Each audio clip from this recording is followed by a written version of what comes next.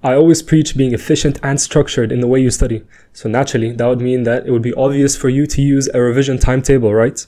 At first, I thought so as well, but then I had the realization that it's just a waste of time. So today, I'll be sharing why you shouldn't use a revision timetable and what you should do instead to make your revision as structured and efficient as possible. Last year, when I was preparing for my AS exams, I was probably in a similar position to you right now. I was looking at my exam timetable and thinking to myself, there's not enough time, I need to start now. So I said, let me make an exam timetable. I go on Google Calendar, I start blocking out my days. I said, Monday I'll do physics, Tuesday I'll do math, and so on.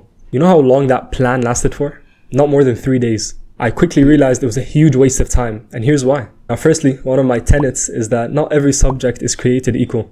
Just for some background information, I take physics, math, computer science, and Arabic at A level. As someone who speaks fluent Arabic, I'm not going to spend as much time studying for Arabic as I am for physics, am I? You want to know how much I actually studied for my Arabic AS?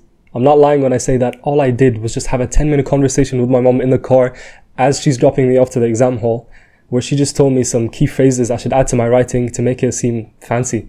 And guess what? I got the top grade. So, not every subject is created equal. You're undoubtedly going to have a hierarchy of subjects that you take based on how hard they are. The hardest subjects are going to take precedence, so you're going to have to spend more time studying for them.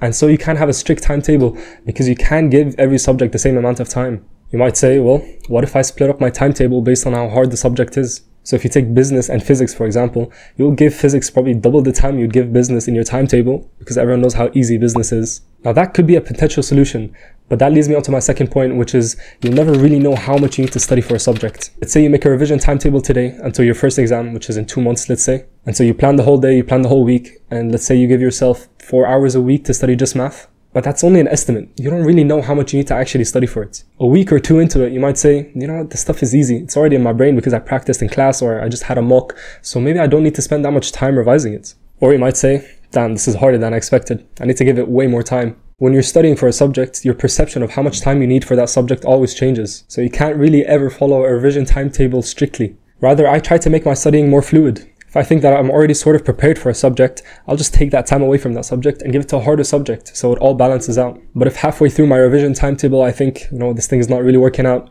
I'm under-prepared for this subject and over-prepared for this subject, I now have to go back and sit down and figure out a new revision timetable, wasting time I could have just spent studying. So instead of using a revision timetable, here's what I do instead. But before I tell you, I wanted to announce that inshallah next week I'll be launching a coaching program where me and you can speak one-to-one, figure out exactly how to make your studying more efficient, more structured, and also your lifestyle, how to make it suited for you to get those top grades. If you're interested in something like that, check the description. There could be a link there, and if there's not, then I probably haven't launched it yet, so just write in the comment section and let me know so I can get a rough idea. Now here's what I would replace a revision timetable with. When I finally get over that mental block of starting revision for an exam season, let's say mocks or actual exams, I'll just get a piece of paper or two and divide it into columns. Each column will represent a subject. So you could have math, physics, biology, chemistry, and so on. Now for each subject, I'll list every single thing I need to do to prepare for that exam. For example, if I'm studying for physics, I need to go through the syllabus and make flashcards for each chapter. So I'm going to write each chapter with a checkbox next to it. And then beneath that, I'll probably need to do past papers. So I'll list all of the past papers that I could get my hands on and then a checkbox next to each one. Now, every time I sit down to study, I'll just look at that piece of paper and I'll check what needs to be completed. If there's more boxes checked for physics than math, then I'll know that, I need to do math. And the goal is to keep every subject at the same level. I'll sit down, do whatever task needs to be completed. When I finish it, I'll check it off, maybe take a break, come back and repeat.